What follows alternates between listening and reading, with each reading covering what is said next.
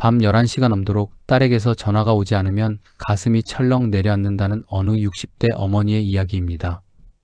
평소 같으면 진작 잘 도착했다고 문자 한 통 보냈을 딸이 그날따라 연락이 없자 이 어머니는 자리에 누워도 잠이 오지 않았다고 합니다. 혹시 오는 길에 사고가 난 것은 아닌지, 무슨 나쁜 일이 생긴 것은 아닌지 별의별 나쁜 상상이 꼬리에 꼬리를 물고 이어졌습니다. 결국 새벽 1시가 다 되어서야 딸에게서 배터리가 다 되어 연락을 못했다는 문자가 왔고, 그제서야 어머니는 참았던 숨을 몰아쉬며 겨우 잠자리에 들 수 있었다고 합니다. 다음날 딸에게 이런 이야기를 하니 딸은 별일 아닌 것 가지고 왜 그렇게 걱정을 하시냐며 오히려 어머니를 나무랐다고 합니다. 하지만 어머니 입장에서는 그 몇 시간이 마치 하루처럼 길고 고통스러웠다고 합니다. 이런 순간이 지나고 나면 늘 후련하고 다시는 이러지 말아야지 다짐하지만 며칠 지나면 어김없이 비슷한 걱정이 되풀이되었다고 합니다. 그런데 정작 신기한 것은 그 다음입니다. 그렇게 밤새 마음을 졸이고도 다음 날이면 또 다른 걱정거리가 슬며시 자리를 잡더라는 것입니다. 이번에는 건강 걱정, 그 다음에는 노후 자금 걱정, 또 그 다음에는 손주 걱정으로 대상만 바뀔 뿐 걱정 자체는 하루도 머릿속을 떠난 적이 없었다고 합니다. 이쯤 되면 궁금해집니다. 우리는 혹시 걱정을 안 하면 오히려 불안해서 일부러 걱정거리를 찾고 있는 것은 아닐까요? 걱정을 하면 정말 상황이 나아지는 것일까요? 아니면 그저 걱정하고 있다는 사실 자체에 우리가 매달리고 있는 것은 아닐까요? 주변을 둘러보면 이런 걱정 습관을 가진 분이 이 어머니만은 아닐 것입니다. 자식이 결혼할 나이가 되면 결혼 걱정, 결혼하면 아이 걱정, 아이가 생기면 또 다른 걱정으로 대상만 바뀔 뿐 걱정 자체는 끝없이 이어진다고 말하는 분들이 많습니다. 이렇게 걱정이 습관을 넘어 마치 손에서 놓지 못하는 무언가처럼 작동한다면 그것은 어쩌면 중독과 크게 다르지 않은 방식으로 우리 마음을 붙잡고 있는 것인지도 모릅니다. 오늘은 걱정이 어떻게 중독처럼 작동하는지, 그리고 그 걱정과 건강하게 거리를 두는 방법에 관해 말씀드리고자 합니다. 첫 번째, 걱정하면 대비가 된다는 착각입니다. 우리는 흔히 걱정을 많이 하면 그만큼 미리 대비가 되고, 그래서 나쁜 일이 닥쳐도 덜 놀랄 것이라고 믿습니다. 하지만 심리학자 로버트 리히는 자신의 책 걱정 활용법에서 걱정은 실제로 문제를 해결해주지 않으면서도 마치 우리가 무언가 유익한 행동을 하고 있다는 착각을 만들어낸다고 설명합니다. 걱정하는 동안 우리 뇌는 마치 문제를 풀고 있는 것 같은 감각을 느끼지만 실제로는 같은 생각을 되풀이할 뿐 실질적인 해결책에 다가가는 경우는 매우 드뭅니다. 그럼에도 우리가 걱정을 멈추지 못하는 이유는 걱정을 그만두는 순간 오히려 더 큰 불안이 몰려오기 때문입니다. 걱정하고 있으면 적어도 방심하고 있지는 않다는 안도감이 들지만 걱정을 내려놓으면 마치 무방비 상태로 나쁜 일을 맞이할 것 같은 두려움이 생기는 것입니다. 그래서 많은 분들이 걱정을 멈추면 오히려 불안해서 다시 걱정거리를 찾아 되풀이하는 경험을 하게 됩니다.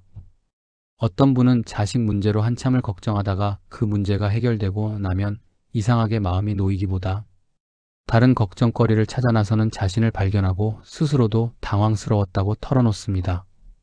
취업 걱정이 끝나면 결혼 걱정이 시작되고 결혼 걱정이 끝나면 이번에는 손주 걱정이 그 자리를 대신 차지하는 식으로 걱정의 대상만 계속 바뀔 뿐 걱정 자체는 늘 삶의 한 자리를 차지하고 있었다는 것입니다.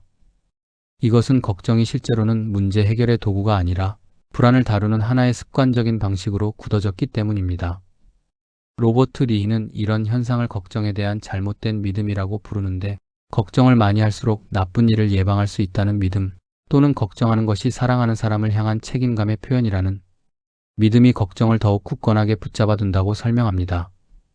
실제로 아무리 걱정해도 자식의 안전이 더 보장되는 것은 아니지만 걱정을 멈추면 마치 자식을 소홀히 대하는 것 같은 죄책감이 들기 때문에 계속 걱정을 이어가게 되는 것입니다. 그는 이런 믿음을 걱정에 대한 걱정이라고도 표현하는데, 걱정하지 않으면 나쁜 일이 벌어질 것이라는 두려움 자체가 또 하나의 걱정거리가 되어 끝없이 되풀이되는 구조라는 것입니다. 두 번째, 걱정도 저울의 원리를 따른다는 사실입니다. 앞서 다른 편에서 말씀드렸던 쾌락과 고통의 저울 원리는 걱정에도 그대로 적용됩니다. 애나 렘키 교수는 자신의 책 도파민 네이션에서 뇌가 어떤 자극을 반복해서 경험하면 그 자극이 없는 상태를 오히려 비정상적이거나 불편한 상태로 느끼게 된다고 설명합니다. 걱정도 마찬가지입니다. 오랫동안 걱정을 습관처럼 반복해온 사람은 걱정거리가 없는 평온한 상태를 오히려 낯설고 불안하게 느끼게 됩니다. 걱정이 없으면 무언가 놓치고 있는 것 같고 준비가 부족한 것 같은 찜찜함이 밀려오는 것입니다. 마치 오랫동안 무거운 짐을 지고 다니던 사람이 갑자기 짐을 내려놓으면 오히려 몸이 허전하고 이상하게 느껴지는 것과 비슷합니다. 실제로 어떤 분은 모처럼 걱정할 일이 하나도 없는 평온한 하루를 보내면서도 오히려 마음 한구석이 불편했다고 말합니다. 이렇게 좋은 일만 있는데 왜 이렇게 불안하지 하며 오히려 걱정거리를 찾아 나서게 되더라는 것입니다. 심지어 아무 걱정거리가 없다는 사실 자체가 불안해서 굳이 뉴스를 뒤져 걱정할 만한 소식을 찾아보게 되었다고 고백하기도 했습니다. 걱정이 사라진 자리를 견디지 못하고 스스로 새로운 걱정거리를 만들어내는 이 모습이야말로 걱정이 이미 하나의 습관을 넘어선 상태라는 것을 보여주는 신호일 수 있습니다. 이것은 뇌가 오랫동안 걱정이라는 자극에 맞춰 저울의 기준점을 다시 설정해버렸기 때문입니다. 원래는 평온함이 정상이어야 하는데 걱정으로 가득한 상태가 뇌에게는 오히려 익숙한 정상이 되어버린 것입니다. 그러니 걱정을 멈추는 순간 찾아오는 그 낯선 불편함은 결코 무언가 잘못되었다는 신호가 아니라 저울이 원래 자리로 돌아가는 과정에서 겪는 자연스러운 진통이라고 이해하시면 좋겠습니다. 처음 며칠은 걱정 없는 상태가 오히려 불안하게 느껴지겠지만 그 불편함을 견디고 나면 서서히 평온함이 다시 정상으로 자리 잡게 됩니다. 마치 오랫동안 짠 음식에 길들여진 입맛이 싱거운 음식을 낯설어 하다가도 시간이 지나면 담백한 맛에 다시 익숙해지는 것과 비슷한 이치입니다. 세 번째, 우리는 현실보다 상상 속에서 더 자주 고통받는다는 사실입니다. 고대 로마의 철학자 세네카는 그의 제자 루킬리우스에게 보낸 편지에서 우리는 실제로 일어난 고통보다 상상 속에서 일어날지도 모른다고 걱정하는 고통 때문에 더 자주 더 크게 괴로워한다고 말했습니다. 실제로 벌어진 나쁜 일은 어떻게든 마주하고 대처하면 되지만 아직 일어나지도 않은 일에 대한 걱정은 끝이 없고 통제할 수도 없기 때문에 오히려 더 크게 부풀어 오릅니다. 앞서 말씀드린 어머니의 이야기가 바로 이 원리를 잘 보여줍니다. 딸에게 실제로는 아무 일도 일어나지 않았습니다. 그저 배터리가 없었을 뿐입니다. 하지만 그 사실을 알기 전까지 어머니의 머릿속에서는 사고, 응급실, 최악의 상황까지 온갖 시나리오가 펼쳐졌고 그 상상 속 고통은 실제 현실보다 훨씬 크고 생생했습니다. 결국 어머니가 그날 밤 겪은 고통은 딸에게 실제로 일어난 일이 아니라 어머니 자신의 머릿속에서 스스로 만들어낸 상상이 전부였던 셈입니다. 우리가 겪는 걱정의 상당수가 바로 이런 식입니다. 실제로 일어날 확률은 매우 낮은 일을 마치 이미 일어난 일처럼 생생하게 걱정하며 미리 고통을 겪는 것입니다. 병원 검사 결과를 기다리며 최악의 진단을 상상하다가 정작 결과는 아무 문제 없다는 통보를 받고 나서야 며칠간의 불안이 헛수고였음을 깨닫는 경우도 흔합니다. 자녀의 사업이 잘 안 풀릴까 미리 걱정하다가 정작 몇 달 뒤 자녀는 아무렇지 않게 다른 길을 찾아 잘 지내고 있는 모습을 보며 그동안의 걱정이 무색해지는 경우도 많습니다. 세네카는 이런 상상의 고통에서 벗어나는 방법으로 지금 이 순간 실제로 일어나고 있는 일이 무엇인지 스스로에게 물어볼 것을 권했습니다. 대부분의 경우 지금 이 순간 우리에게 실제로 닥친 위험은 없으며 우리를 괴롭히는 것은 아직 오지도 않은 미래에 대한 상상일 뿐이라는 것을 깨닫는 것만으로도 마음이 한결 가벼워질 수 있습니다. 그는 편지에서 우리가 겪는 고통의 대부분은 실제로 벌어진 일이 아니라 우리 스스로 미리 상상하고 짊어진 고통이라고 말하며 아직 오지 않은 미래를 미리 살아버리는 어리석음을 경계해야 한다고 강조했습니다. 지금 이 순간 실제로 존재하는 것은 오늘 하루뿐이며 아직 오지 않은 내일의 걱정까지 미리 짊어질 필요는 없다는 것이 그의 가르침입니다. 2000년 전 사람의 조언이지만 지금 우리에게도 여전히 유효한 지혜라 할 수 있습니다. 네 번째, 나이 들수록 걱정이 늘어나는 이유입니다. 젊었을 때는 크게 신경 쓰지 않았던 일들이 나이가 들수록 유독 크고 무겁게 다가오는 경험을 하신 분들이 많을 것입니다. 자식이 조금만 늦게 연락해도 몸에 작은 이상 신호만 느껴져도 예전 같으면 대수롭지 않게 넘겼을 일들이 이제는 며칠씩 마음에 걸리는 것입니다. 여러 심리학 연구에 따르면 나이가 들수록 건강, 경제적 안정, 자녀의 삶처럼 스스로 통제할 수 없는 영역이 점점 늘어나면서 그 불확실함을 걱정으로 메우려는 경향이 커진다고 합니다. 젊을 때는 몸이 아파도 금방 회복될 거라는 믿음이 있었지만 나이가 들면 작은 통증 하나에도 혹시 큰 병은 아닌지 걱정이 앞서게 됩니다. 은퇴로 인해 매달 들어오던 소득이 줄어들면 앞으로 남은 생활비가 충분할지에 대한 걱정이 새롭게 자리를 잡기도 합니다. 이렇게 인생의 각 단계마다 새로운 형태의 불확실함이 찾아오고 그 불확실함을 다루는데 익숙하지 않으면 걱정이라는 낡은 방식에 의존하게 되는 것입니다. 자식이 독립해서 살아가는 모습을 지켜보면서도 내가 더 이상 예전처럼 도와줄 수 없다는 무력감이 걱정이라는 형태로 나타나기도 합니다. 어떤 분은 자식이 타지에서 혼자 살기 시작한 뒤로 예전 같으면 신경 쓰지 않았을 사소한 일까지 걱정하게 되었다고 말합니다. 밥은 잘 챙겨 먹는지, 잠은 잘 자는지 하는 걱정이 하루에도 몇 번씩 떠오르고 그것을 확인할 방법이 마땅치 않으니 걱정만 점점 쌓여갔다는 것입니다. 이것은 결코 유별나거나 예민해서가 아니라 인생의 이 시기에 통제할 수 없는 것들이 늘어나면서 자연스럽게 커지는 심리적 반응입니다. 다만 이 걱정이 삶의 대부분을 차지할 정도로 커진다면 그것이 단순한 걱정을 넘어 하나의 습관이자 중독처럼 자리 잡고 있는 것은 아닌지 돌아볼 필요가 있습니다. 어떤 분은 은퇴 후 사회적 역할이 줄어들면서 예전에는 회사 일에 쏟던 에너지를 이제는 온통 자식과 건강 걱정에 쏟게 되었다고 말합니다. 걱정할 대상이 삶의 중심을 차지하게 되면서 정작 자신의 하루를 온전히 즐기는 시간은 점점 줄어들었다는 것입니다. 이렇게 걱정이 삶의 빈자리를 채우는 역할을 하게 되면 그 걱정에서 벗어나는 것이 마치 삶의 일부를 잃는 것처럼 느껴지기도 합니다. 5번째, 걱정과 거리를 두는 구체적인 방법입니다. 걱정을 억지로 없애려고 애쓰는 것은 오히려 역효과를 낳는 경우가 많습니다. 걱정하지 말아야지 하고 다짐할수록 그 걱정이 더 선명하게 떠오르는 경험을 다들 해보셨을 것입니다. 로버트 리히는 걱정 활용법에서 걱정을 없애려 하기보다 걱정하는 시간을 따로 정해두는 방법을 권합니다. 예를 들어 하루 중 저녁 6시부터 30분간만 걱정하는 시간으로 정해두고 그 시간 외에 걱정이 떠오르면 지금은 그 시간이 아니니 나중에 생각하자고 스스로에게 말해주는 것입니다.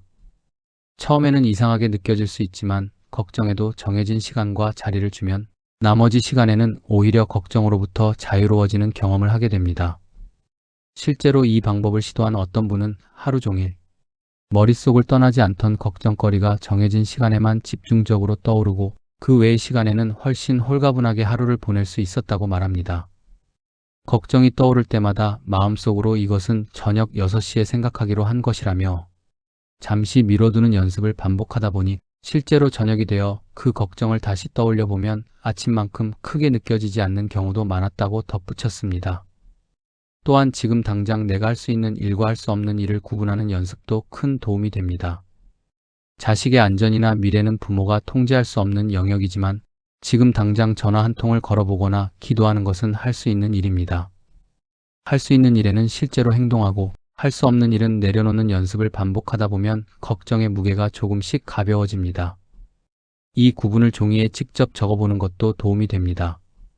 지금 걱정하고 있는 일을 적고 그 중에서 오늘 당장 실행할 수 있는 행동이 있는지 확인해 보면 대부분의 걱정이 사실은 지금 당장 할 수 있는 일이 하나도 없는 그저 머릿속에서만 맴도는 상상이라는 것을 알게 됩니다. 만약 이런 방법으로도 걱정이 통제되지 않고 일상생활과 수면에 큰 지장을 줄 정도라면 가까운 정신건강의학과나 지역의 정신건강복지센터에서 전문적인 상담을 받아보시는 것이 좋습니다. 불안장애는 흔한 질환이며 약물 치료나 상담을 통해 충분히 나아질 수 있다는 것을 기억하시면 좋겠습니다. 나이가 들어 이런 걱정 때문에 병원을 찾는 것이 부끄러운 일이 아니라는 것도 다시 한번 말씀드리고 싶습니다. 오히려 오랫동안 혼자 짊어져온 걱정을 전문가와 나누는 것만으로도 마음이 한결 가벼워졌다고 말하는 분들이 많습니다. 그리고 가족의 역할도 중요합니다. 걱정 많은 부모나 배우자에게 그만 좀 걱정하라고 다그치면 오히려 더 위축되고 혼자 걱정을 삼키게 됩니다. 대신 지금 어떤 것이 걱정되시는지 함께 들어드리고 실제로 할 수 있는 작은 대안을 함께 찾아주는 태도가 훨씬 큰 도움이 됩니다. 예를 들어 자식의 늦은 연락을 걱정하는 부모에게는 미리 정해둔 시간에 짧게라도 안부를 전하기로 약속하는 것, 하나만으로도 걱정의 상당 부분을 덜어줄 수 있습니다. 또한 건강을 걱정하는 부모와는 함께 병원에 가서 정기검진을 받아보는 것처럼 막연한 걱정을 구체적인 행동으로 바꾸어주는 것도 좋은 방법입니다. 걱정을 없애주려 하기보다 걱정의 안개를 걷어내고 실제로 손에 잡히는 대안을 함께 만들어가는 것, 그것이 가족이 해줄 수 있는 가장 실질적인 도움입니다. 지금까지 말씀드린 내용을 정리해 보겠습니다. 첫 번째, 걱정은 실제 문제 해결의 도구가 아니라 무언가 하고 있다는 착각을 주는 습관적인 행동이라는 것입니다. 두 번째, 걱정도 쾌락과 고통의 저울처럼 작동해서 반복될수록 걱정 없는 상태를 오히려 낯설게 느끼게 만든다는 것입니다. 세 번째, 우리는 실제로 일어난 일보다 일어날지도 모른다고 상상하는 일 때문에 더 크게 고통받는다는 것입니다. 네 번째, 나이가 들수록 통제할 수 없는 영역이 늘어나면서 걱정도 자연스럽게 커진다는 것입니다. 그리고 다섯 번째, 걱정을 없애려 하기보다 걱정하는 시간을 따로 정해두고 할 수 있는 일과 할 수 없는 일을 구분하며 필요하다면 전문가와 가족의 도움을 받는 것이 효과적이라는 것입니다. 걱정이 많다고 해서 여러분이 유별나거나 나약한 것이 아닙니다. 그것은 사랑하는 사람들과 자신의 삶을 지키고 싶은 마음이 잘못된 방식으로 표현되고 있는 것일 뿐입니다. 그 마음 자체는 소중하고 아름다운 것이니 부끄러워하실 필요는 없습니다.